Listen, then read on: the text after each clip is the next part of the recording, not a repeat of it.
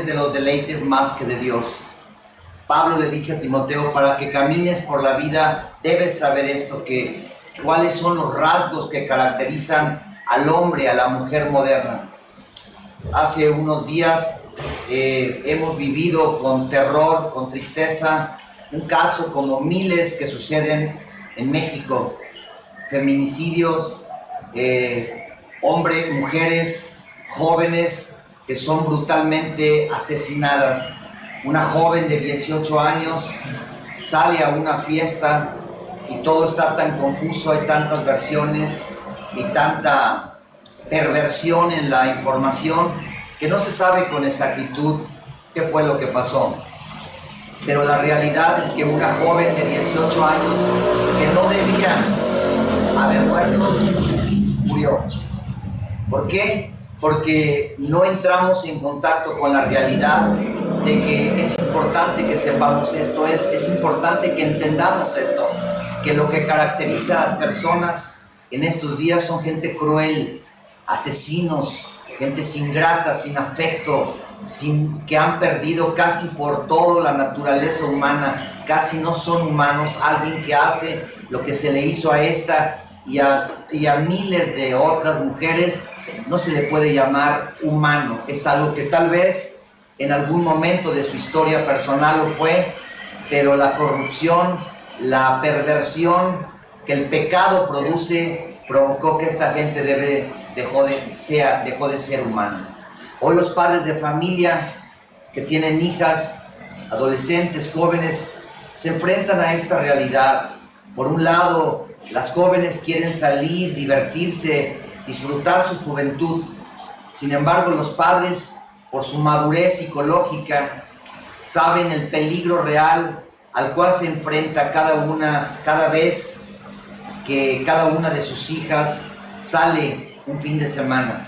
Existe la posibilidad, y por cierto alta, que ya no regrese por diversas razones. No todo podemos imputárselos a estos asesinos, a estos pervertidos, sino también creo que es momento de entrar en conciencia de que hay muchas jovencitas que no han entendido esta realidad. ¿Cuál realidad? ¿En qué se ha convertido el ser humano? El nivel de peligrosidad que puede estar escondido atrás de una cara que aparentemente es inocente. Y hoy todos, no solamente las mujeres, hombres y mujeres, al salir de nuestra casa tenemos que tener claro esto, que desgraciadamente nuestras calles, colonias, incluyendo nuestros trabajos y los lugares que se suponen más seguros, se han convertido en una selva, donde la selva es la ley del más fuerte. El más fuerte se come al más débil, y hoy tenemos que protegernos, y la mejor manera de protegernos y proteger a nuestros hijos y a todo lo que amamos es por la gracia de Dios y por el trabajo del Espíritu Santo, que ellos entiendan lo que caracteriza a las personas de este tiempo, de los postreros días. Esto fue conectando con la realidad, y mi oración es que el Espíritu Santo te haga entender el nivel de peligrosidad en el cual vivimos, en el cual viven tus hijos, en el cual crecerán tus nietos. Y si hoy seguimos siendo espectadores, si hoy estamos esperando que ciertas instituciones lo resuelvan, eso no va a suceder hasta que la sociedad asumamos la responsabilidad, asumamos un rol protagónico para intentar resolver desde casa primeramente este grave problema que hoy le quitó una hija a una familia que, por cierto, jamás será la misma. Esto fue Conectando con la Realidad.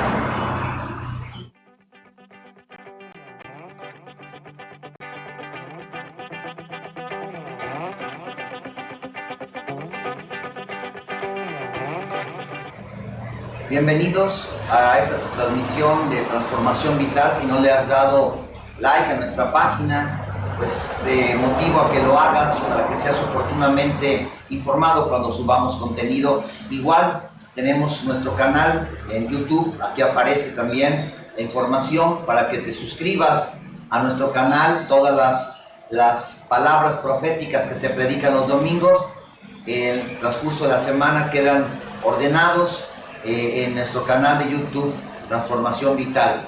Hoy Seguiremos en una temática parecida a la que empezamos el domingo pasado. El domingo pasado empezamos a hablar de la importancia, de la necesidad de los hijos de Dios de aprender a caminar sobre el agua. Caminar sobre las aguas, que fue una experiencia real que vivió y experimentó el apóstol Pedro. Nosotros, para efectos pedagógicos o didácticos, caminar sobre el agua es aprender, ser enseñado por el Espíritu Santo a caminar en todo aquello que tiene la etiqueta de imposible. Caminar en el agua es aprender a caminar sobre todo aquello que en este tiempo le resulta imposible al ser humano. La Biblia dice en el libro de Apocalipsis, capítulo 18, del verso 1 al 5. Después de todo esto, dice Juan, vi que otro ángel bajaba del cielo con gran autoridad, y la tierra se iluminó con su resplandor.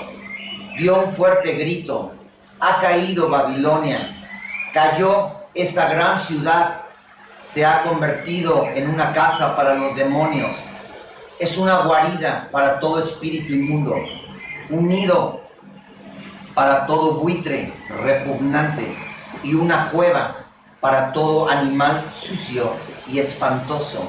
Pues todas las naciones han caído debido al vino de su apasionada inmoralidad. Los reyes del mundo cometieron adulterio con ella debido a su deseo por lujos excesivos. Los comerciantes del mundo se han enriquecido. Y después, dice la palabra de Dios, oí otra voz que clamaba desde el cielo y clama desde este púlpito a tu corazón: pueblo mío, salgan de ella.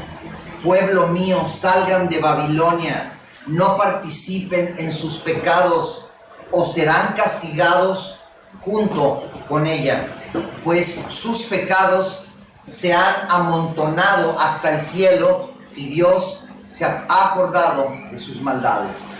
Dios le da una orden a su pueblo, a la iglesia: pueblo mío, salgan de Babilonia, salgan del sistema. Dice, porque si no logran salir del sistema, salir del mundo, serán castigados junto con ellos.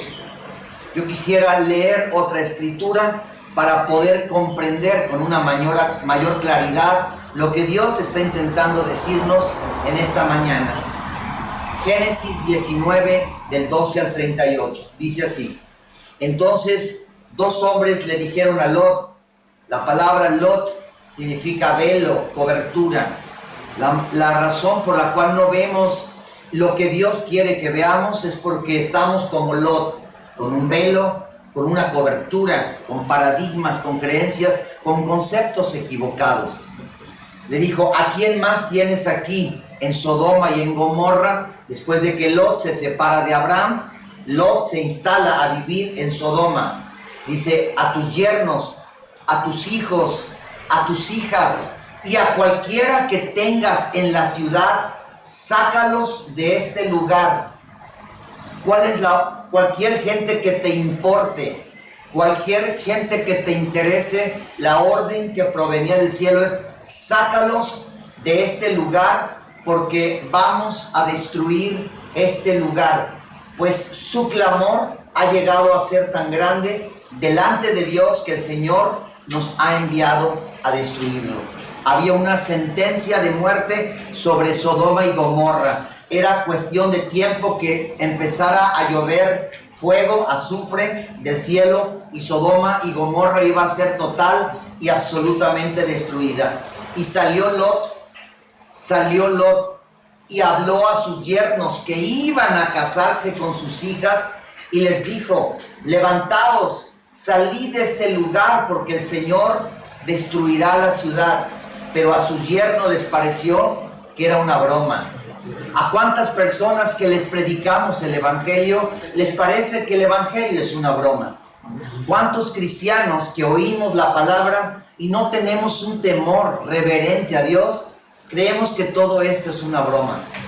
¿Cuántas veces nosotros hemos blasfemado, hemos criticado, hemos juzgado, hemos ofendido al cuerpo de Cristo, ¿sí? Porque creemos que todo esto de la religión, de las congregaciones, al igual que a los yernos de Job, nos parece una broma. Y al amanecer los ángeles apuraban a Lot, diciéndole: levántate, toma a tu mujer y a tus 2 hijas que están aquí, para que no seas destruido en el castigo de la ciudad. Mas Lot titubeaba. ¿Cuántas veces titubeamos cuando Dios nos da una palabra profética? ¿Cuántas veces un joven titubea cuando el padre le dice: no hagas esto, no vayas a tal lugar? Con tristeza menciono esto, y no desde un morbo, sino de algo real. Según lo poco que leí en las noticias, el padre de esta joven brutalmente asesinada en Monterrey, el padre le dijo: hija, no vayas, es un lugar peligroso. Pero ¿cuántas veces titubeamos? ¿Cuántas veces ante la palabra profética que se nos predica domingo a domingo, lejos de haber fe, de haber certeza y de haber obediencia, hay un constante y permanente titubeo? Entonces los 2 hombres tomaron su mano de Lot y la mano de su mujer y la mano de sus hijas, porque la compasión del Señor estaba sobre él, y lo sacaron y lo pusieron fuera de la ciudad. Y aconteció que cuando los habían llevado fuera, uno le dijo: huye por tu vida, no mires detrás de ti y no te detengas en ninguna parte del valle, escapa al monte, no sea que perezcas. Pero Lot les dijo: no, por favor, señores míos. Queridos, Dios está diciéndonos algo que es imposible para el ser humano: salir del sistema, salir del mundo. Y cuando hablo de salir, no hablo de irnos a vivir como ermitaños a la punta de un cerro y vivir de la casa y del agua de un arroyo. Jesús fue muy claro, dijo: Padre, yo no te pido que los quites del mundo, sino que puedan estar en el mundo y no se vuelvan parte del mundo, que no sean absorbidos, influidos por la cultura del mundo. Y aquí vemos que hay una sentencia de muerte sobre el mundo, sobre Babilonia, sobre el sistema anti-Dios, sobre todo ese sistema que ha decidido deliberadamente, conscientemente, darle la espalda a Dios. Si Satanás no logra retenernos o convencernos que sigamos siendo parte del mundo, entonces Satanás va a intentar hacer lo que hizo y logró con la esposa de Lot. ¿Qué logró hacer? Que mirara hacia atrás, ¿sí? Que mirara hacia atrás, o en su defecto, que te detengas. Y la palabra en Lucas 9:62 dice: ninguno que poniendo su arado en el arado, su mano, mira hacia atrás, es apto para el reino de Dios. Dios quiere que entendamos hoy que uno de los imposibles, de los cuales necesitamos aprender a caminar sobre el agua, aprender a caminar sobre lo imposible para que lo imposible se vuelva posible, es a salir del sistema, a no ser parte del sistema, a no caer en la seducción del sistema. Les voy a decir algo humanamente hablando. No hay fuerza humana, no hay capacidad humana para desconectarnos del sistema, para dejar ser parte del sistema. El sistema y nosotros prácticamente somos uno. No es posible, no es sencillo, no hay ninguna, cero posibilidad de que tú o yo, a través de nuestros esfuerzos humanos o a través de muchas fórmulas religiosas, logremos caminar sobre el agua, caminar sobre lo imposible, o en este caso, salir de Babilonia, salir de Egipto, salir del mundo, salir del sistema. ¿Por qué urge que salgamos del sistema? Porque el sistema ha sido juzgado y el veredicto en el juicio es que el sistema va a ser destruido. Y si los hijos de Dios se quedan en Egipto, se quedan en Sodoma, se quedan en Babilonia, o se quedan amando, dependiendo, venerando, honrando, confiando en el mundo, aunque nos digamos o creamos hijos de Dios, seremos castigados o sufriremos la misma suerte que sufrirán los habitantes del sistema babilónico, egipcio o mundano. No sé si usted se acuerde, ¿sí? No sé si usted se acuerde, pero en el sistema, en el mundo, que es el sistema del cual Dios quiere hacernos libres, ¿sí?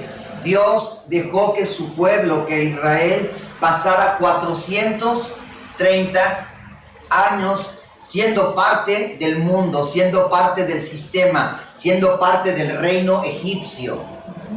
Fue tanto tiempo que la cultura egipcia, las costumbres egipcias, las tradiciones egipcias se volvieron parte del pueblo de Dios. El pueblo de Dios comenzó a olvidar sus tradiciones, sus conceptos, sus nombres, comenzó a olvidar sus ritos, comenzó a olvidarlo todo. Y Egipto, el sistema, Sodoma y Gomorra, Babilonia, que es exactamente lo mismo, comenzó lenta y gradualmente a introducirse dentro de la cabeza de cada uno de los cientos de miles de israelitas que nacieron y crecieron en el sistema o en Egipto.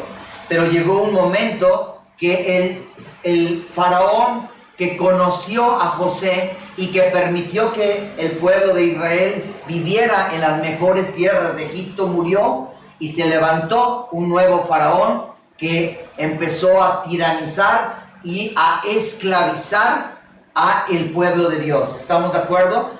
El pueblo de Dios no era esclavo cuando entró al sistema, pero al paso del tiempo el pueblo de Dios se convirtió en esclavo. Ellos eran sometidos a largas jornadas laborales, ellos eran maltratados, ellos eran tratados no como jornaleros, ellos eran tratados, diga conmigo, como esclavos. Hago una pregunta: ¿cómo son tratados la gente que trabaja de sol a sol en un negocio hoy en día? ¿Dignamente? No, como esclavos, ¿sí? Y la palabra esclavo, ¿sí? La palabra esclavo era en el término hebreo significa trabajar. Eso es lo que significa la palabra esclavo en hebreo, trabajar. Que después de que tú sales de la universidad, que logras graduarte, ¿qué es lo que según el sistema sigue? Trabajar. Pero según el concepto hebreo de esclavo, ¿sí? ¿Qué significa trabajar? Esclavo, ¿sí? Ahora, pero el esclavo trabajaba, pero no recibía salario, como pasaba con el jornalero. El jornalero, después de una jornada de trabajo, recibía una compensación o un salario. Sin embargo, el pueblo de Dios no era jornalero, el pueblo de Dios era esclavo. Y era algo en el sentido figurado, era algo muy parecido a lo que pasaba en la Edad Media con los señores feudales. Era tanta la inseguridad, ¿sí? La violencia existente, que la gente, para sobrevivir, tenían que vivir dentro de los castillos donde vivían los señores feudales, ¿sí? Y a cambio de que el señor feudal o el dueño del castillo, del feudo, les permitiera vivir, ellos tenían que trabajar en la tierra del señor feudal, no a cambio de un salario. El señor feudal, su amo, no les pagaba. A cambio de su trabajo, solamente les daba una comida mediocre y les permitía vivir. Hago una pregunta: el sueldo mediocre, el salario mínimo, el salario que gana una persona que muchas veces trabaja de sol a sol, ¿sirve para vivir?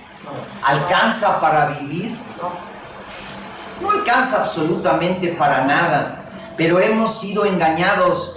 Y hay gente que trabaja toda su vida, ¿sí?, sin saber que se está generando aquí adentro una esclavitud mental, porque lo que empieza siendo temporal acaba siendo permanente, ¿sí? Y simplemente razone, piense nada más. No estoy haciendo un juicio.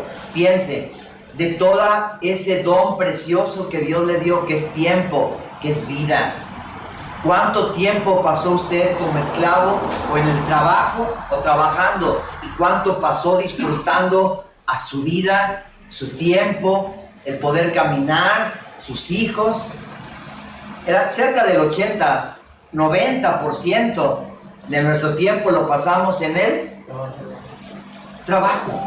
Y después de 30 años, muchas veces tu patrón, el amo, el señor feudal, el capataz, ni siquiera agradece, ya faltándole a muchas personas 1 o 2 años para jubilarse o pensionarse, los liquidan, ¿sí? No hay agradecimiento de haber entregado toda una vida. Un esclavo es una persona que es privada de la libertad. Una persona que trabaja de sol a sol, no tiene libertad para decir mañana voy a hacer esto, en 12 meses voy a salir de vacaciones. No tiene libertad, porque su vida, su tiempo, su prosperidad, ¿sí?, está sujeta, ¿sí?, a leyes humanas y a la voluntad de su amo o de su patrón, en este caso del sistema. Los grandes aumentos salariales que logran los grandes líderes sindicales son aumentos miserables, y luego los agremiados les aplauden por tan grande logro. Si pudieran poner en pesos esos grandes logros, realmente no sirven para nada.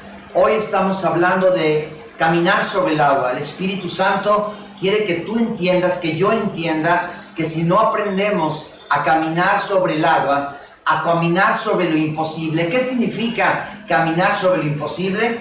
Que a través de la fe logremos que lo imposible se haga posible, y que logremos caminar por el fuego sin quemarnos, caminar por las aguas sin que nos ahoguemos, caminar en una cueva o fosa llena de leones y que los leones ni siquiera nos arañen, ni siquiera rujan en nuestra contra, que nos lancen a hornos de fuego, 7 puestos 10 veces más calientes, y no se queme ni siquiera un pelo. Eso significa, en términos prácticos, caminar sobre el agua, caminar sobre los imposibles. Y hoy estamos tratando por el Espíritu de aprender que uno de los imposibles, ¿sí?, es lograr salir, lograr desconectarnos del sistema. ¿Cómo salió Israel de Egipto? Diga conmigo, caminando. ¿Cómo salió Lot de Sodoma? Caminando, ¿sí? Por eso caminar sobre las aguas es paso a paso, paso a paso. La Torre de Babel, que es donde empieza un sistema anticristo, un sistema antidios, un sistema que decide, ¿sí?, decide hacer a un lado a Dios, rechazan a Dios y deciden construir sin Dios, sin los diseños dados por Dios. La Torre de Babel representa una unidad entre los hombres en la cual las personas trabajan y crean juntas.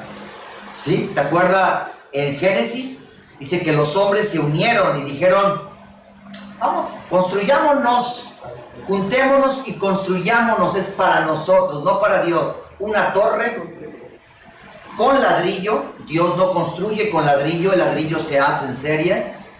Dios construye con piedras vivas y cada piedra es diferente, única e irrepetible. Y dijeron: cuya cúspide llegue hasta el cielo. Y Dios, cuando volvió a ver lo que hacían los hombres, dijo: cuando los hombres se unen para hacer algo, no hay nada que los detenga. Babilonia, el sistema, el mundo, es cuando los hombres sin Dios se juntan, trabajan para crear algo juntos. Externamente hemos creado cosas maravillosas: aviones, puentes, vacunas, antibióticos, ciudades, carros, tecnología.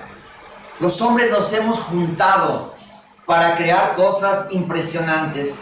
Sin embargo, Dios te llamó a ti, Dios te llamó a ti, Dios te llamó a ti, Dios te llamó a ti, Dios me llamó a mí, para que en Cristo podamos ser uno, y no para que vengamos a sentarnos, sino para que construyamos o edifiquemos algo cuando estamos unánimes juntos. Lo único que Dios nos pide que edifiquemos durante nuestro paso por la vida es edificar a Cristo en su cuerpo. El único lugar donde puede Cristo ser formado es en el cuerpo de Cristo, que es la iglesia, que son los nacidos de nuevo por la gracia y por la obra vicaria de Cristo. Las intenciones de la gente del mundo, nosotros le llamamos la gente del mundo. Y le decimos la gente del mundo, la gente que no cree en lo que yo creo, ¿no es cierto? Sí. Le llamamos, es que ese es del mundo, es que esa música es del mundo, ese lugar es del mundo, ¿sí? Y nosotros clasificamos, de acuerdo a conceptos religiosos, qué es de arriba y qué es del mundo, ¿sí? No oigas esa música, hermano, porque esa música es del mundo, ¿no es cierto? Sí. No vayas no vayas a la boda de tu hijo, hermano, porque ahí tocan, hermano, música del mundo, y eso no le agrada a Dios, ¿cierto o no? Sí. Sin embargo, el mundo es sinónimo de sistema, es sinónimo de Babilonia, de Egipto, de Sodoma, de Gomorra. ¿Estamos de acuerdo? Es lo mismo, exactamente lo mismo. Entonces, Babilonia o el mundo es cuando la gente se junta, se une para construir una familia, pero sin Dios. ¿Cuántos conocen aquí que estamos tratando de construir cosas sin Dios? Estamos tratando de construir un futuro, pero no veo a Dios en ese futuro. No tomamos en cuenta a Dios. Excluimos a Dios. Entonces, ¿somos de arriba o somos del mundo? Pregunto, ¿cuántas? Yo no estoy diciendo que no haya, pero ¿cuántas personas en las congregaciones edifican, construyen familias apegados a los diseños de Dios? ¿Y cuántos son más los diseños del mundo, de Egipto, de Babilonia, de Sodoma, que no influyen, se nos meten? Creemos más en la consejería psicológica, en las corrientes humanistas, en toda la consejería humana. Creemos más en eso para edificar, construir nuestra familia y el futuro de nuestros hijos, que en los diseños de Dios. ¿Estoy bien o estoy mal? Yo hablo a título personal porque yo lo hice. Y los resultados no son buenos. Pues, ¿qué es del mundo? ¿Y qué no es del mundo? Abraham y Sara, o Abraham tenía 2 hijos, ¿cierto o no? Ismael e Isaac. Uno llegó por la carne, por el esfuerzo humano, y el otro llegó por la promesa. Uno venía de arriba y otro se gestó abajo. Algo era del mundo y algo era del cielo. Muy bien. Muy bien, muy bien. Nuestro mundo, el mundo en el que vivimos, del cual somos parte, el sistema en el cual trabajamos, nos movemos, convivimos, compramos, vendemos, salimos a comer, ¿sí? Este sistema tiene una filosofía, ¿sí o no? Una filosofía. Y esta filosofía, este conjunto de ideas, de ideologías que se convierten en filosofías y después se convierten en leyes, gradual, sigilosamente comienzan a ser impartidas dentro del corazón de la iglesia. En la mayoría de las escuelas privadas y públicas, frente a nuestros ojos, sin que podamos hacer nada, comienzan deliberada, consciente y directamente a impartir en nuestros hijos. Si se empieza a impartir en niños de 6 años que no tienen una madurez psicológica, no tienen criterios, aún no ha madurado su psique y no tienen la capacidad para discernir qué es y qué no es, qué conviene y qué no conviene. Eso a mí se me hace perverso. Un niño a esa temprana edad acepta como verdad todo lo que provenga de una autoridad o de alguien a quien el niño reconozca autoridad. Puede ser un padre, puede ser un maestro, puede ser un abuelo. Y hoy les enseñan ideologías a nuestros niños que son contrarias a Dios. Y la iglesia no hace nada. La iglesia sigue enseñando, sigue metiendo a los niños a que coloreen, sigue entreteniendo a los niños a que hagan cositas, cuando el trabajo del sistema, el trabajo egipcio, el trabajo babilónico es un trabajo perverso, un trabajo meticulosa y perversamente planeado, y el objetivo es introducir gradualmente al sistema dentro de tus hijos, dentro de ti, dentro de tu corazón, para que sin darte cuenta te suceda lo mismo que le sucedió a Israel. Israel físicamente salió caminando de Egipto, pero no hubo poder alguno, ni el de Dios, que lograra sacarle de adentro, del corazón, de la cabeza, toda la cultura, la filosofía egipcia, que al paso de 400 años el sistema había logrado impartir dentro del pueblo de Dios. ¿Tenemos problemas o no tenemos problemas? ¿Cuál es la filosofía de nuestra sociedad? ¿Cuál es la filosofía del mundo? ¿Cuál es la filosofía de todo ese grupo de personas que han decidido construir su vida, su familia, su negocio, su futuro? Todo sin Dios.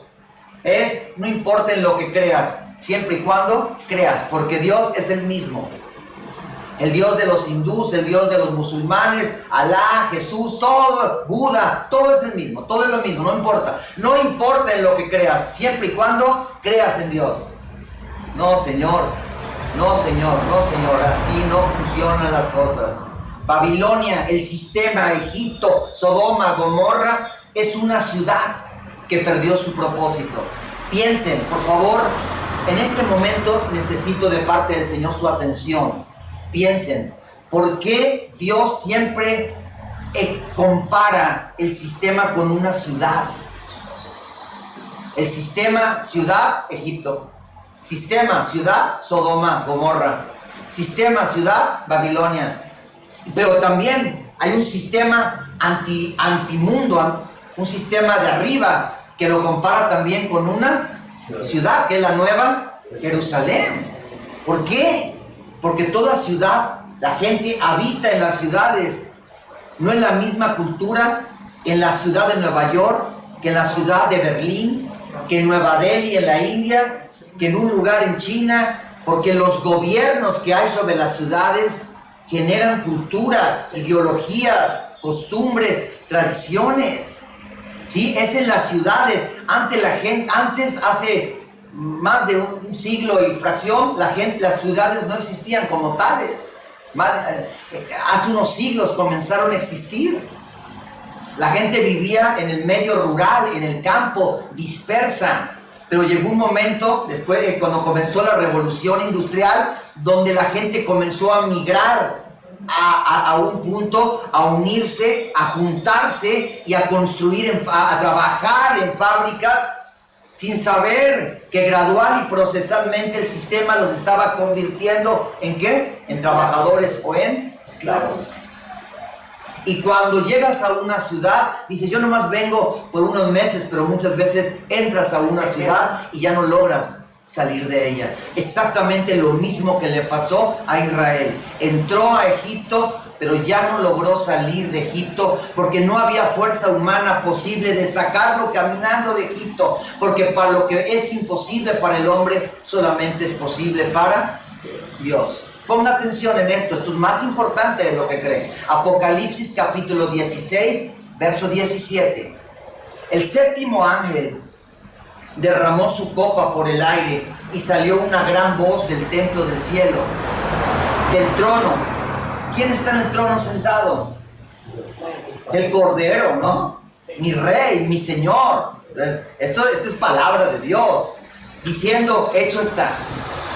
Yo no sé que hayas estado orando por los últimos 4 días. Hay personas que nos están viendo y gente que estamos aquí, que tenemos 4 días que nos están pasando cosas raras. Estamos orando por cosas específicas. Hay gente que llegamos a puntos en el camino donde el camino se hicieron dos y no sabemos por dónde transitar. ¿Sí? Dios dice, no te preocupes, hecho está.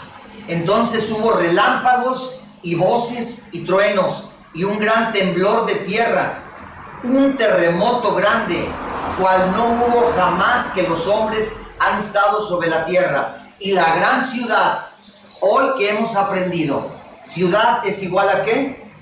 A sistema, al mundo, a Babilonia, ¿sí? A Sodoma, a Egipto.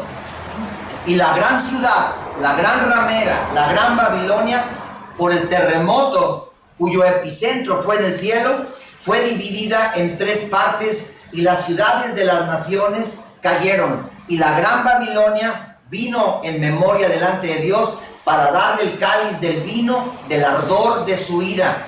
¿Sí? Y aquí, ¿qué está diciendo en este versículo? Que después del terremoto, Babilonia fue dividida en tres partes. ¿En cuántas? En tres partes. La primera es la religión, la segunda parte es la política y la tercera parte es la economía. Es la manera en cómo el sistema gobierna y controla, ¿sí?, a 7.500 millones de seres humanos. No es posible que unos cuantos monitos en el gobierno, ¿sí?, puedan gobernar a las masas. El poder no reside en unos pocos que se dicen políticos o gobiernos. El verdadero poder reside en las masas. ¿Cómo es posible? Lo hacen el sistema, el mundo, Egipto, Babilonia, Sodoma. Controla, gobierna. ¿Qué hace su gobierno? Su control autoritario y represivo a través de tres tentáculos, de tres brazos. Diga conmigo: religión, economía y política. Y cuando hablamos de política, no solamente hablamos de la gente que se postula para alcalde. En las familias hay política. En una simple escuela hay política. Para derrocar al director se arma un subgrupo de maestros rebeldes, ¿sí? ¿Sí? Y arman un motín. La política, ¿hay política en la iglesia? No lo hemos vivido, donde en los pasillos, en pleno domingo, en plena prédica de la palabra profética de Dios, tras bambalinas, en lo oscuro, en los baños, ¿no se está haciendo una política? Tratando de contaminar, de impartir mentira, basura, veneno en la mente de la gente, en el corazón de la gente, y gente que estaba en paz, conectada con un sueño, con un proyecto de Dios, de repente se mezclan con otras sustancias, su paz desaparece y acaban por irse. ¿Por qué? Porque el sistema mundano, egipcio y babilónico contiene tres tentáculos: la religión, la economía y la política. Por aquí viene, señores, por aquí viene el último movimiento que el sistema antidios va a hacer. Obviamente el anticristo, si bien va a estar representado por una persona, el anticristo es un sistema que convierte en religión. Va a haber muchos líderes religiosos, incluyendo cristianos, que van a sumarse a un movimiento ecuménico. ¿Qué se supone que es el ecumenismo? No importa, todos creemos en lo mismo, es el mismo Dios, y vamos a tratar de hacer uniforme las creencias, ¿sí? Este sistema va a comenzar a apretar, y vemos que hoy en día muchas de las enseñanzas bíblicas han sido mezcladas con conceptos humanistas, y hoy desde los púlpitos muchas veces enseñamos más liderazgo, consejerías, administración, desarrollo humano, cómo criar a los hijos según Freud y según no sé quién, y hemos mezclado lo de arriba con lo de abajo, y hemos olvidado una palabra de Dios, que lo de arriba es imposible que se mezcle con lo de abajo. La carne y el espíritu es imposible que puedan lograr hacerse uno. Religión política y economía. ¿A través de cuál va a ser presionada la iglesia? A través de alguno de estos tres brazos o tentáculos. A través de la religión, muchos hijos de Dios, mucha gente creyente va a ser seducida y va a ser engañada. Está escrito que Dios ha enviado un poder engañoso y que muchos que han sido llamados y muchos escogidos van a ser engañados, van a ser seducidos, como lo fue Eva en el huerto del Edén. ¿Estamos de acuerdo? Entonces, a través de la religión no se imagina. Simplemente en el cristianismo, incluyendo el catolicismo, hay cerca de 3,000 millones. Hay otros 3,000 o no sé cuántos millones, otros 2,000 millones de musulmanes. Hay otros 3,000 millones en el hinduismo. Hay cerca de 7,000, 6,000 millones de gentes que van a ser controlados, van a ser conducidos como ovejas al matadero a través de la influencia que el anticristo va a ejercer a través de conceptos que aparentemente son religiosos, pero en esencia, en sustancia, son totalmente y absolutamente satánicos. Y muchas veces le damos de beber de este cáliz a nuestros hijos. Muchas veces nosotros bebemos de este cáliz, que es un cáliz peligroso. A través de la política. Fue a través de la política donde el diablo trató de meter presión sobre Daniel, ¿sí o no? Daniel y sus tres amigos representan a una iglesia gobernante, a una iglesia empoderada, a una iglesia que Dios le ha permitido vestirse de lino fino, blanco y resplandeciente, y que la introduce a los palacios. Pero en el palacio hay cultura, en los palacios hay costumbres, en los palacios hay tradiciones. Y desde el principio, tanto Daniel, Sadrach, Mesach y Abednego decidieron no comer la comida que comían los babilonios, decidieron no beber lo que ellos bebieran, decidieron no contaminarse con toda la influencia que había dentro del palacio. Y cuando ellos los propuso a prueba el rey, el supremo emperador o lo que sea, dice que fueron hallados 10 veces mejores que el mejor del reino babilónico. Eso, en tu opinión, ¿qué causa en un sistema de gobierno? No causa admiración. No estoy de acuerdo. Causa envidia. Causa envidia. Porque en el sistema político hay grupos de poder que viven de la política, que viven de la cercanía del rey, que viven por hacer alguna función dentro del palacio. ¿Estamos de acuerdo?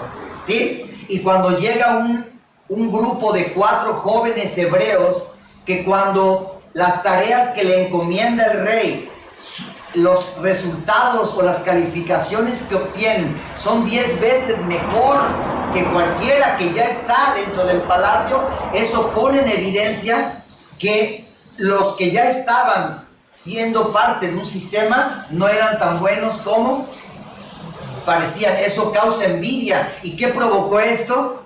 Que intencionalmente, políticamente, se confabulara un grupo de legisladores dentro del palacio y se emitiera un decreto. ¿No es cierto? ¿Qué es un decreto? Una ley. Al final, sonar de la trompeta, quien no se postre y se arrodille frente a la estatua del rey Nabucodonosor tendrá que ser echado al horno de fuego. ¿Qué eso era?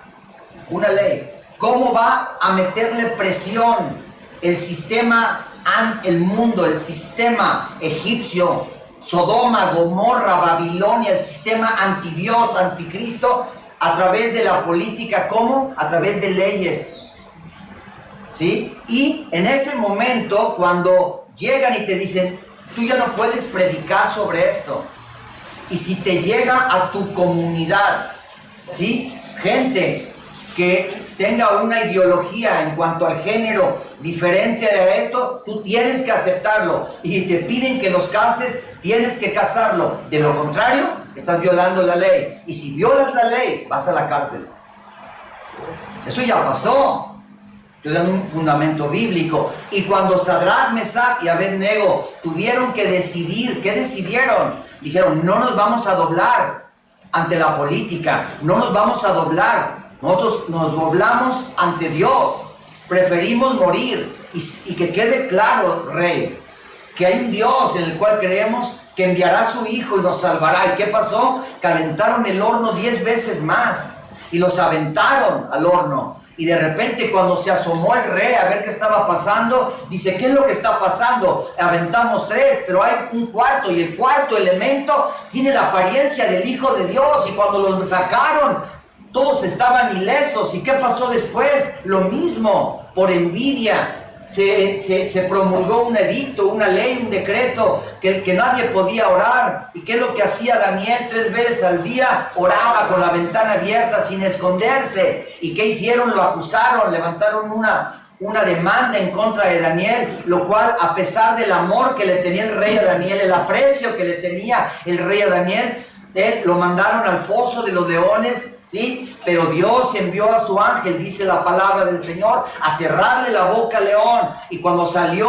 ileso del foso de los leones Daniel, se emite un decreto que el Dios de Daniel era el Dios de todo el imperio, porque el rey había visto un Dios real, un Dios verdadero, un Dios que salva a todos aquellos que están dispuestos a darlo todo. ¿Estamos claros? ¿De qué estamos hablando, querida iglesia? Yo estoy haciendo recapitulaciones. Estamos hablando de que el Espíritu Santo te está diciendo, o aprendes a caminar sobre el agua, o aprendes a caminar sobre lo imposible, o no te será posible salir de Sodoma cuando ya los meteoritos, el fuego y el azufre vengan en camino. No te será posible salir de Egipto y morirás como un esclavo. No te será posible de salir del sistema, porque para salir del sistema se requiere poder de Dios. Se requiere a Cristo, porque Cristo es poder para todos los que creen en el Evangelio de Dios. ¿Cuáles son los 3 tentáculos, los 3 brazos que a través del cual el sistema Sodoma, Gomorra, Babilonia va a perseguir, va a oprimir a la iglesia? Diga conmigo: religión, política y economía. Voy a la tercera: economía. Frente a tus ojos, lo hemos dicho aquí, pero a nadie parece importarle. Hay una inflación descontrolada. No es solamente en México. La inflación es un proceso descontrolado a nivel mundial. Hoy Rusia y Ucrania son productores importantes de grano, de trigo, de aceite, de gas. Al no estar ellos suministrando el porcentaje que era entre 20 y el 30%, eso hace que la demanda no logre ser satisfecha. Cuando es mayor la demanda que la oferta, ¿qué es lo que pasa? Los precios suben. Eso se llama inflación. Súmale que desde la pandemia hay un problema. El 98% de los productos que se mueven en el mundo de país a país se mueven a través de vía marítima, a través de los barcos. Hay un problema que no se va a resolver ni en 1 ni en 2 años. Y cuando llegan los barcos a los puertos, hoy hay un problema en los traileros, en los trailers que mueven ya internamente en tierra. Eso va a complicar aún más y eso va a llevar a lo dicho por Juan en el libro de Apocalipsis, a escasez. Se viene un problema económico, ¿te cae el 20? Se viene un problema económico mayúsculo. No en México, es mayúsculo lo que se viene, es una ola mayúscula. Es una ola que va a golpear con guerra, con hambre. Es un terremoto que va a partir. Debería el Espíritu hacernos entender por dónde va a apretar el sistema antidios, por dónde va a apretar el sistema babilónico a través de ya conmigo, economía. A través de la economía, ¿sí? Y cada vez lo que ganamos como esclavos del sistema, ¿sí? O ya aprendimos que en el hebreo esclavo es sinónimo de trabajador, ¿no? Cada día eso que ganas, que aparentemente es algo importante, todos los días frente a tus ojos se está devaluando. Dicho de otra manera, ¿te acuerdas, Roberto? Que eso lo mencionamos hace 2 años. Cada día tienes que hacer más para obtener al menos el mínimo. Entonces, por eso hoy tiene que salir el papá, tiene que salir la mamá, tienen que tener 2 trabajos cada uno. ¿Por qué? Porque frente a los ojos, en el plano económico, hay un proceso inflacionario, devaluatorio, que se está acelerando todos los días frente a nuestros ojos, y Dios nos da una salida. ¿Usted sabe cuál es la salida de Dios, sí o no? Dios nos da una salida. El problema, ¿qué significa una salida? Significa una puerta, significa un diseño, significa una forma específica. El problema es que si a usted lo invitan a un multinivel, usted no quiere ir porque mucha gente ha abusado, ha hecho un mal uso de ese modelo de negocios, y ya nadie cree. Por eso también ya nadie quiere ir a la iglesia, por todos los abusos que se han cometido dentro de la iglesia. Y en el diezmo y la ofrenda es uno de tantos abusos, uno de tantos brazos de la iglesia que el enemigo ha logrado atrofiar. ¿Sí? Dios es claro, Dios dice: probadme en esto, traed vuestros diezmos. ¿Para qué? Dice: traed vuestros diezmos y vuestras ofrendas. Luego dice: ¿para qué? ¿Para qué? ¿Para que haya qué? Alimento. ¿Dónde? En mi casa. ¿Sí? Ok, ahora piense. Repita conmigo esto: la energía no se crea, no se destruye, solo se transforma. ¿Estamos claros?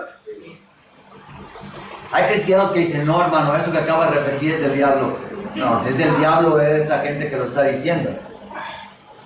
La energía no se crea, no se destruye, solo se transforma. ¿Estás de acuerdo que la vida es energía? Ok, tú cambias vida, tu vida, tu tiempo, ¿se puede ver? ¿Se puede tocar? ¿Se puede oler? No. Sin embargo, esa energía que es invisible, que es tu vida, tu tiempo, tus destrezas, tus habilidades, tu experiencia, que todo está en tu currículum, tú lo cambias por otro tipo de energía, que es dinero, ¿no? Cambió de un tipo de energía a otro tipo de energía. Y ahora ya tienes dinero, ¿no? Y el dinero vas al súper y se transforma ¿en qué? En alimentos. Luego los alimentos te los comes y se convierte en energía en las células. ¿No es cierto? Entonces, ¿estamos de acuerdo? ¿Lo entendieron? Muy bien. Segundo, pongan atención. En el antiguo pacto, cuando Israel traía sus diezmos y sus ofrendas, en el antiguo pacto no traían dinero, traían grano, traían animales, y lo que se ponía en el altar para que subiera delante de Dios, no bajaba un ángel así volando con sus alitas como si fuera un dron y se llevaba la vaca o el becerro o el chivo o los sacos de esto, los sacos de lo otro. No. ¿Qué había que hacer? Diga conmigo: quemarlo. ¿No? Y cuando quemaban la ofrenda o el sacrificio, ¿en qué se convertía? En humo. Y el humo subía.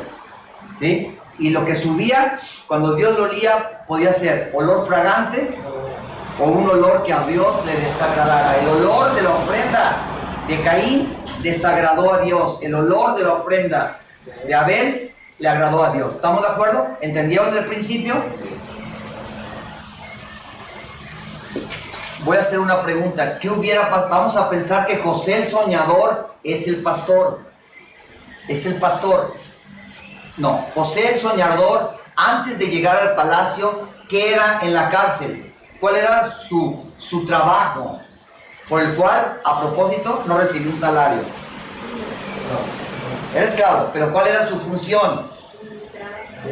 Administrador. Claro, era un mayordomo, era un administrador.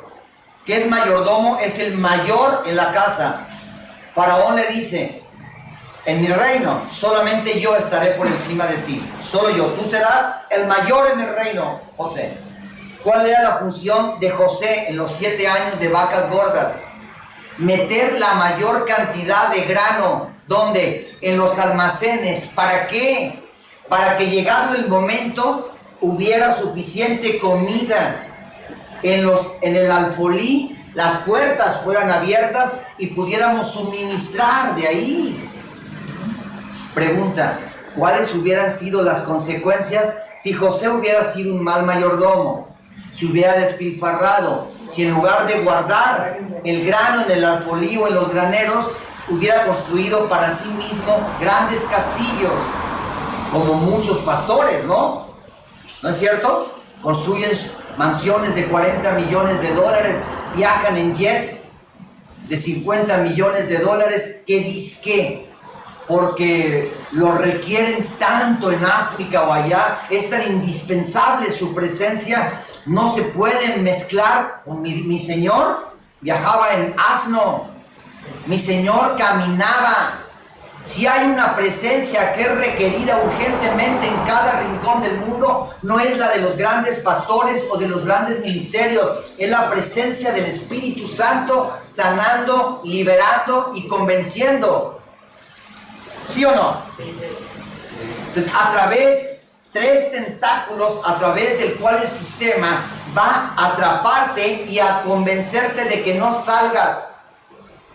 Y cuando Dios ya te habló y te dijo: sal de ahí, pueblo mío, sal de Babilonia, Lot, sal de Sodoma, porque voy a destruir, saca a tus hijas, saca a tus yernos, saca todo lo que te interese, porque va a ser destruida. Si te quedas, tú también serás destruido.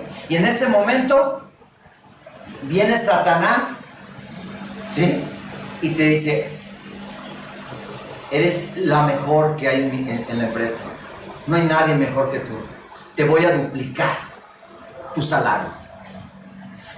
Y te voy a dar un carro último modelo. Y te voy a dar un bono. Y caemos presos. Cuando la orden tajante de Dios fue: sal de aquí. Sal de aquí. Y llega Satanás exactamente de la misma manera como llegó con Eva, a seducirla, a engañarla, a tentarla, ¿sí? Y muchos de nosotros que no sabemos caminar sobre el agua, no sabemos caminar sobre lo imposible, no tenemos la fuerza para hacerlo, caemos presos de eso. Economía, política y religión. Apocalipsis 17:15.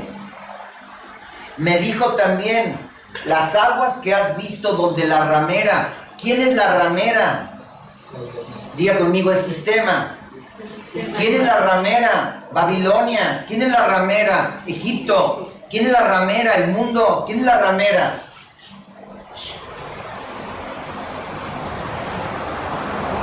Recuerda que el verso 1 dice: está sentada sobre muchas aguas.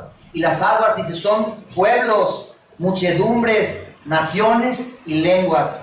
Entonces, ¿dónde está sentada la ramera? Diga conmigo: en todas partes. ¿Dónde está el sistema?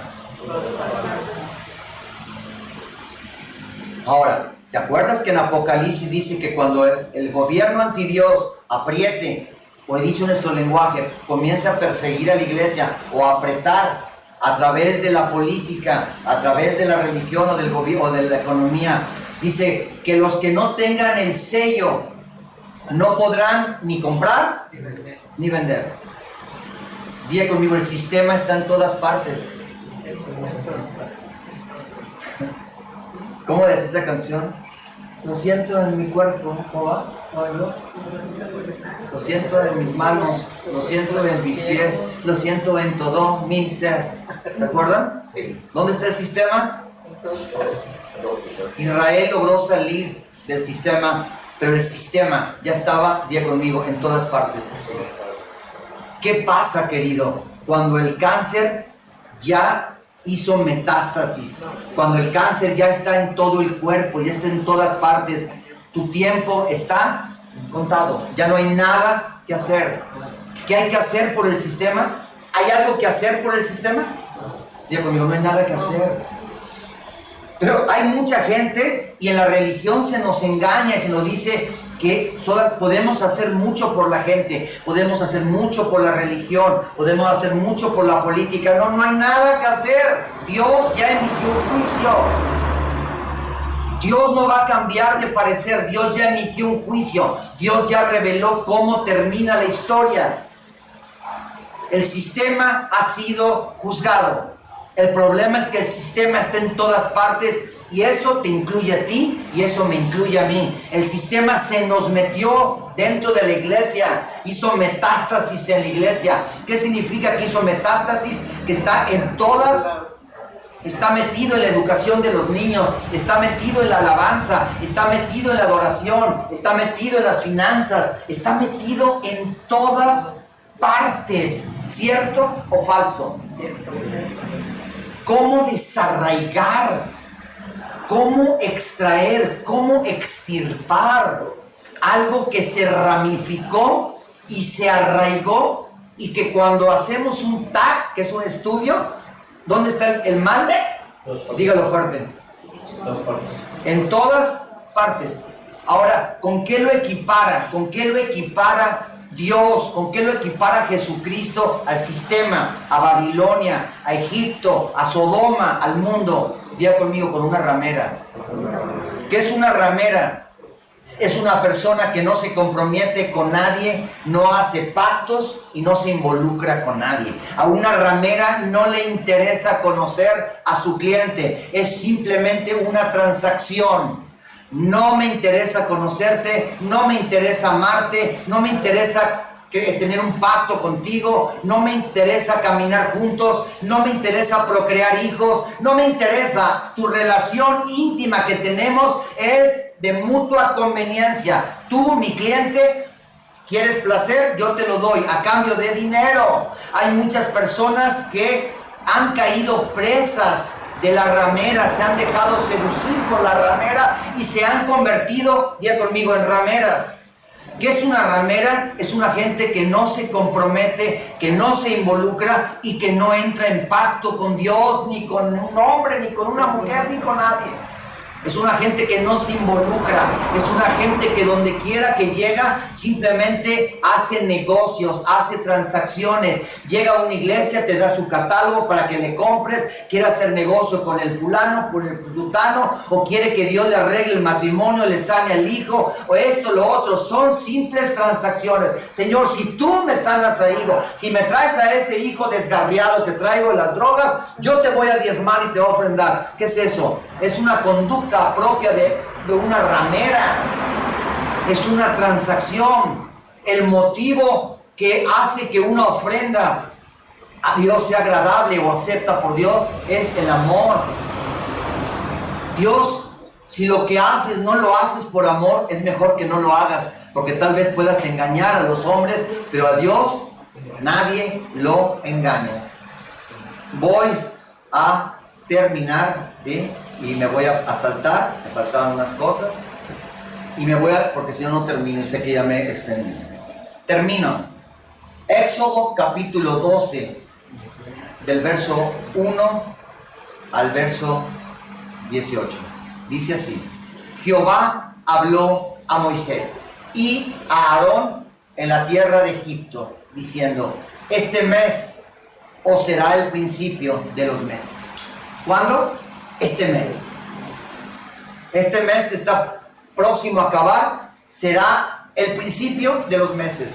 Será para vosotros el primero de los meses del año. Hablad a toda la congregación de Israel. Dios quiere hablarle a todos. Niños, ancianos, hombres, mujeres, ricos, pobres. Habla diciéndole que el 10 de este mes cada uno tome para sí un cordero en la casa paterna. ¿Dónde? ¿Dónde había que comer el cordero? En la casa paterna. Un cordero por familia. Si la familia es demasiado pequeña como para comer el cordero, entonces lo compartirán él y su vecino de la casa inmediata, de acuerdo con el número de personas. Según la cantidad que ha de comer cada uno, repartiréis el cordero. El cordero será sin defecto. ¿Quién es el cordero sin defecto? Jesucristo, ¿sí? Macho de 1 año. Tomaréis un cordero, un cabrito, lo habréis de guardar hasta el 14. Cuando lo degollara toda la congregación del pueblo de Israel, al atardecer tomarán parte de la sangre y la pondrán sobre los 2 postes y en el dintel de las puertas de las casas donde primero lo tuvieron que comer. Hay gente que cree que siguiendo un rito puede detener al ángel de la muerte o al destructor. Para que la sangre pudiera llegar a los dinteles de las puertas de la casa de los hijos de Dios, había primeramente que en la casa paterna comer el cordero, comer a Cristo, comer el árbol de la vida, comer el pan de vida. Me voy a adelantar porque está había que comérselo todo había que comerse el cordero, ¿sí? Dice, comeréis del cordero, dice, no comeréis del cordero nada crudo, ni cocido en agua, con su cabeza. Comeréis su cabeza, sus piernas, sus entrañas, nada dejaréis de él hasta la mañana. Y lo que quede hasta la mañana habréis de quemarlo, así lo habréis de comer. ¿Qué habría de comerse? Todo. Es que esto no me gusta. Hay gente que no les gustan los sesos. Hay gente que no le gustan las patas. ¿Qué habría de comerse? ¿Todo qué? Todo el cordero. Hay gente que nomás quiere lo bueno de Dios, lo bueno de Cristo. Que Dios me sane, que Dios me prospere, que Dios me cuide, que caigan 1000 a un lado y 10,000 al otro, pero que la plaga. Hay gente que quiere nomás las partes blanditas del cordero, pero hay que comerse todo. Hay un momento donde el cordero va a decir, si tu padre, madre, mujer, hijo es más importante que yo, tú no puedes ser mi discípulo. Y si quieren irse ustedes, váyanse. Esa parte del cordero a muchos no les gustó, no se la comieron, la escupieron. ¿Y qué dijeron? Dura palabra es esta, dura, asquerosa palabra, no. Y regresaron atrás. Al cordero hay que comérselo todo. Y después de comerse todo al cordero, o todo lo que salga del cordero, todo lo que venga del cordero, después la sangre, el Espíritu Santo la pondrá sobre los dinteles de nuestra casa. Y ahora sí, diga conmigo, y ahora sí, ahora sí, vives bajo el abrigo del Altísimo, ahora sí, moras bajo la sombra del Hombre, ahora sí, caerán 1000 a un lado, ahora sí, la plaga no tocará tu lado, ahora sí, todo lo que hagas prosperará, ahora sí. Pero ¿cuántos comemos todo el cordero? ¿Cuántos realmente valoramos y no pisoteamos la sangre? ¿Cuántos confiamos más en nosotros, en el capataz, en el trabajo, en el faraón, en las promesas que nos hace fulano, sutano o merengano?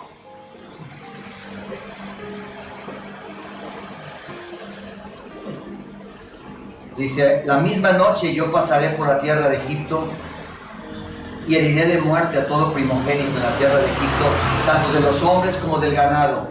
Así ejecutaré actos justicieros contra todos los dioses de Egipto, yo Jehová. La sangre os servirá de señal en las casas donde estéis. ¿Qué es lo que le sirve de señal al diablo, al ángel destructor, al devorador, al depredador, a la enfermedad, a la escasez? ¿Qué cosa? La sangre. ¿Cuántos de nosotros se nos engañó? No, bueno, mire, compre esto, hermano, y póngalo ahí en los dinteles de su casa y usted está protegido. Diga conmigo, brujería. ¿Eso qué es? Brujería. Voy a hacer una pregunta. Si tú, en el diseño de Cristo, si tú trajeras, es un ejemplo, es una alegoría, es un ejemplo. Si tú trajeras un vaso y tu intención fuera recolectar la sangre de Cristo para untarla en los dinteles de tu puerta, ¿dónde irías a buscar esa sangre? En el caminar de Cristo en la tierra. En la cruz. Claro, en la cruz. En la cruz. No hay otra manera de sangrar de obtener la sangre si no estás dispuesto a ir con Él a la cruz? Y ir a la cruz, cuando Cristo fue a la cruz, Él estaba dispuesto no a dar algo. Ay, voy a dar una ofrenda. Ay, voy a llegar hoy temprano. No. Él fue dispuesto a todo. A entregarlo todo. Es más, desde que Él nació, Él lo tenía claro. Que Él había nacido para darlo todo. ¿Por qué no predicamos de eso en la iglesia? ¿Por qué dejamos de predicar eso? A Dios debe amarse con parte del corazón, con parte de nuestras fuerzas y con parte de nuestra alma. No, porque nuestro Dios es un Dios celoso. Él quiere todo. Para salir del sistema, del mundo y de todo el juicio que viene sobre el mundo, necesitamos ser librados de la fuerza con la cual el mundo nos va a tratar de retener. Había unas personas que eran familiares míos e intentaba traerlos a nuestra congregación y estaban en otra congregación. Y cada vez que Marilu y yo habíamos orado y cada vez que ya era un sí, había una fuerza invisible que se levantaba dentro de ese lugar y que les ofrecía cosas muy atractivas para que ellos no salieran. Y la salida se retardaba. Recuerden, ¿qué le decían los ángeles a Lot? Rápido, rápido, rápido. ¿Y qué hacía Lot? Titubear. Cuando necesitas salir del sistema, aún del sistema religioso, titubeamos. ¿Y si Dios quiere que me quede aquí? Es que aquel pastor es bien lindo. Es que yo aquí soy el líder de no sé qué. Y me acaban de ofrecer, ahora soy el anciano de no sé dónde. ¿Sí? Y comenzamos a titubear y Dios dice, si no sales, acuérdate que el sistema antidios, Sodoma, Gomorra, Egipto, el mundo, es religión. La opresión o la seducción o la atracción puede venir a través del ámbito religioso, del ámbito político, y dijimos que el ámbito político no solamente es en el gobierno. La política es ese acto que se hace para sembrar una ideología y perseguir un fin común. Entonces, para salir del sistema y vencer esa gran fuerza, se requiere la fuerza de un cohete. ¿Se acuerdan que una vez les dije? Para que el transbordador espacial logre salir de la atmósfera de la Tierra, tiene que vencer la fuerza de gravedad. ¿Se acuerdan? Y para poder romper o vencer la fuerza con la cual la gravedad lo jala al centro de la Tierra y no lo deja salir al espacio, tiene que alcanzar lo que se llama en física velocidad de escape. Y la velocidad de escape, para escapar de la atracción de la fuerza de gravedad, solamente se la dan esos dos cohetes, que los cohetes producen esa fuerza a través de la propulsión.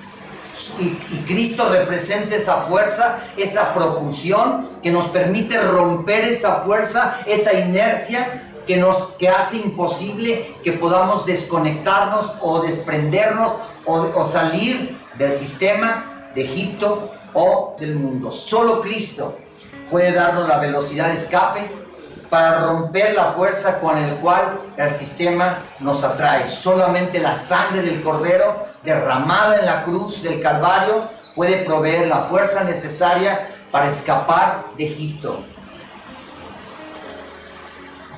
El sistema, querido, se volverá autoritario como nunca antes y represor como nunca antes, igual que en Cuba. En Cuba, muchos pobres hermanos cubanos tienen que arriesgar su vida, hacer unas balsas y lanzarse al océano con su familia, con una alta posibilidad de naufragar y ahogarse, porque el sistema es tan perverso, tan represivo, tan controlador, tan autoritario, que por las buenas, por la puerta, no los deja salir. No los deja salir. ¿Se acuerdan cuántas veces tuvo que ir Moisés con Aarón a comparecer frente a Faraón que dejara ir al pueblo de Dios para que adorara a Dios en el desierto? ¿Cuántas veces? ¿Cuántas plagas hubo? ¿Cuántas? 10 plagas. ¿Cuántas veces tuvo? Y cada vez, ok, váyanse, pero no vayan muy lejos. Ok, váyanse, pero aquí se quedan sus esposas y sus niños. Ok, váyanse, lleven sus esposas, pero aquí se quedan los niños. Ok, lleven sus esposas, pero aquí se quedan sus vacas y sus ganados. Y siempre era estar negociando. No lo soltó tan fácil. Lo soltó cuando vino el juicio de Dios y murió aún el primogénito de Faraón.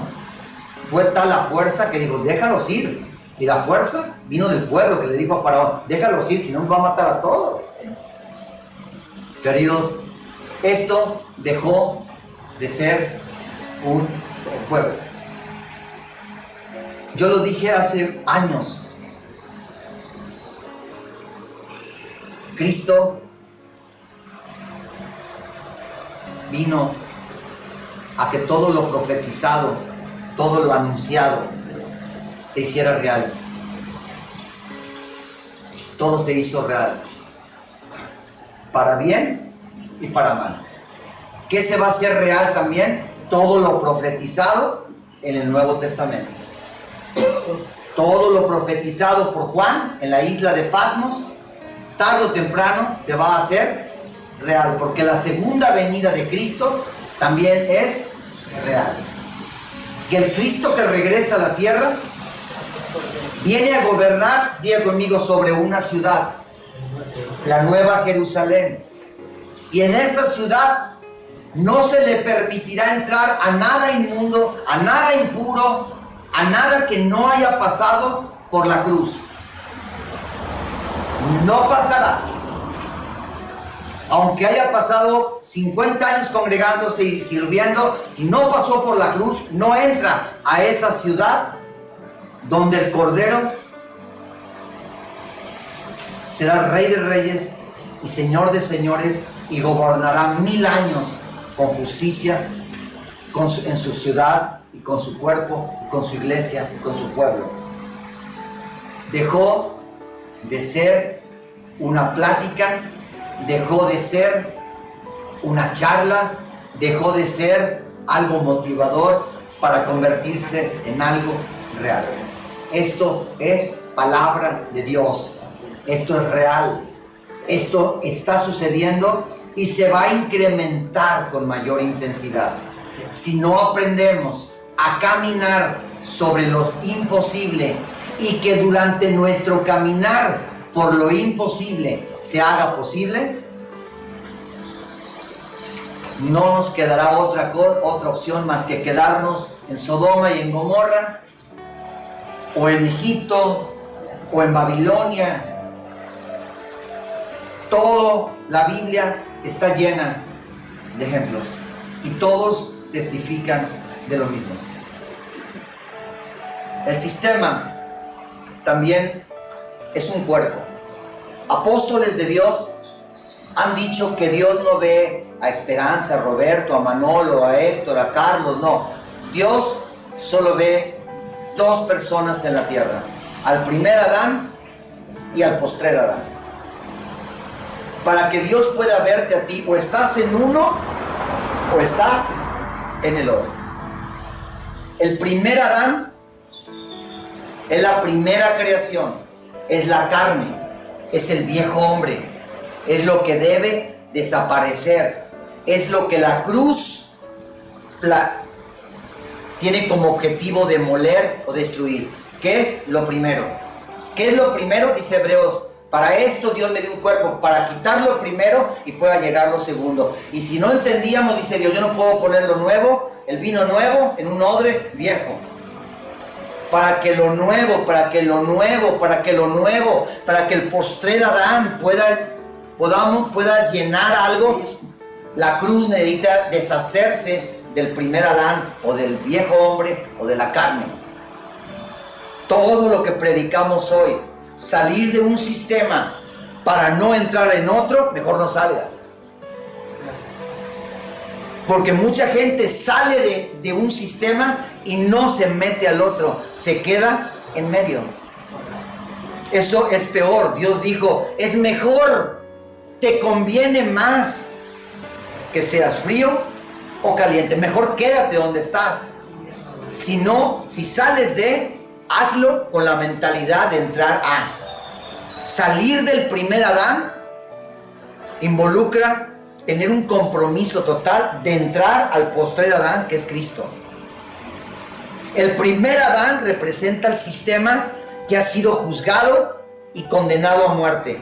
Babilonia, Egipto, eso representa el primer Adán. Empezó siendo uno, pero se convirtió en muchos. Hoy hay 7.500 millones de seres humanos, pero todo empezó con un hombre en el huerto del Edén. Uno, diga conmigo, uno se convirtió en muchos. Y ahora, después de la cruz, en la resurrección, muchos nos vamos a convertir en uno. Salir del sistema no es salir solamente de eso, es el Espíritu Santo a través de una obra, la obra de Cristo, nos saca de lo primero, nos saca de Egipto, nos saca de lo viejo, nos saca de la carne, nos saca de un sistema corrupto y perverso, nos saca de algo que se echó a perder y nos traslada a través de un proceso a lo nuevo, al nuevo hombre, hecho a imagen y semejanza de Dios. Y en la medida en que esto sea real en tu vida y en la mía, entonces sí, podemos decir, veré caer 1,000 a un lado y 10,000 al otro, lo veré. ¿Desde dónde? Desde lo nuevo. Pero si sigues en lo viejo, tú vas a ver caer todo, pero también vas a ver tu propia caída por haber oído la palabra de Dios y no haber ni siquiera hecho el intento de salir de algo que Dios ya había juzgado y había condenado a muerte. De la misma manera, queridos, como toda la gente sin Dios, sin Cristo, se une para edificar ideologías, agrupaciones, empresas, así también Dios une la iglesia para edificar no muchas cosas, ni ministerios, sino para edificar a Cristo en su cuerpo. Y que un Cristo real, que ha logrado por la obra del Espíritu Santo ser formado, edificado en la iglesia, podamos salir ahí con milagros, con prodigios, con señales y con maravillas a convencer a un mundo de que si no se traslada de un sistema a otro, de una ciudad a otra, del primer hombre al segundo, de la carne al espíritu, de lo viejo a lo nuevo, va a sufrir el juicio de Dios, no porque Dios no lo ame, sino porque Dios le ha dado la oportunidad a la raza humana para que se arrepienta, y Dios es bueno. Dios es bueno, Dios es paciente, Dios es tolerante. Así que hoy tenemos una decisión. El salvarse el ser humano es imposible. Aunque usted asista a su congregación todos los días, aunque usted orara todos los días, eso no lo va a salvar. Lo único que puede salvarlo es ese traslado que sucedió en la cruz. En la cruz murió algo, pero resucitó algo muy diferente, con una nueva sustancia, una nueva naturaleza. Ese es el evangelio del reino. Ese es el evangelio de Cristo. El sacarnos de lo viejo, de lo putrefacto, de lo que se echó a perder, de lo que amenaza en oprimirme, maltratarme, usarme y después desecharme, sacarme de ahí por amor y a través de un proceso guiado por el Espíritu Santo, pastorearme a lo nuevo, donde todo lo que Dios le ha prometido a su pueblo, a su esposa, es sí y es amén. Algo donde podremos disfrutar de todas las riquezas, de las gracias que Dios nos ha dado en Cristo. Así es que hoy es el evangelio lo que lo puede salvar. Es el evangelio de Cristo. Reciba a Cristo, reciba el evangelio, reciba a Dios con todo. Dios no va a hacer acepción de personas. Dios no va a quitarle lo que a usted no le guste de su palabra. Nosotros tenemos que someternos a la perfecta y agradable voluntad de Dios. Muchas gracias. Buenas tardes. Que pase un excelente fin de semana.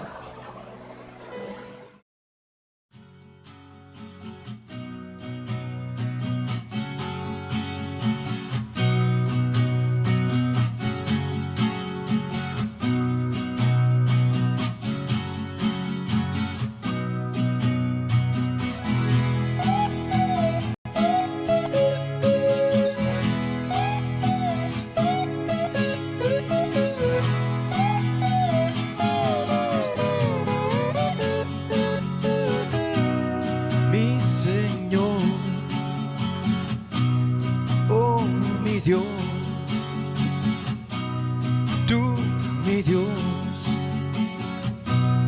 realmente quiero verte, yo quiero conocerte, yo quiero a ti mostrarte, Dios, en el mundo donde estoy. Mi Señor, my sweet Lord, oh mi Dios, quiero experimentarte, yo quiero a ti expresarte y quiero a ti vivirte, Dios, y dejar toda ilusión. Oh mi Dios, oh my sweet Lord, mi Señor,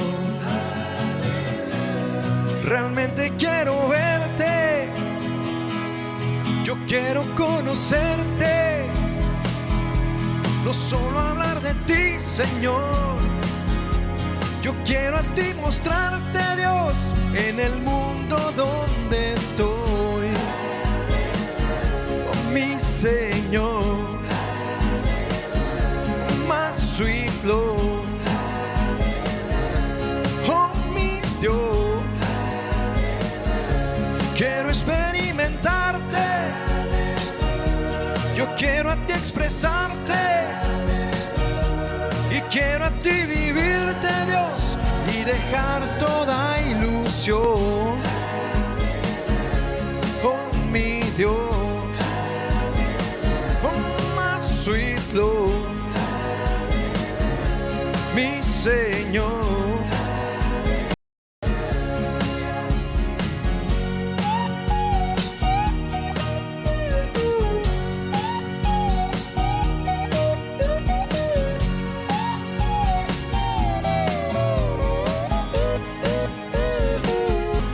Mi Señor, oh mi Dios, tú mi Dios, my sweet Lord, realmente quiero verte, yo quiero conocerte,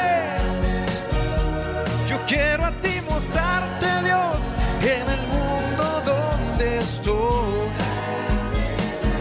Oh mi Señor,